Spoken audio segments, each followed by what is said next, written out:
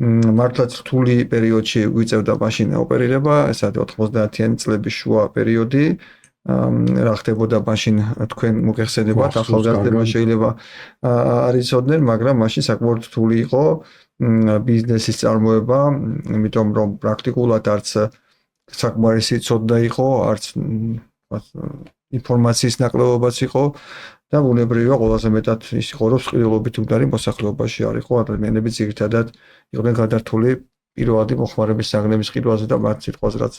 ბინის მოწყობისთვის იყო საჭირო, ესე თქვა, ეს პოპულარული არ იყო, ამიტომ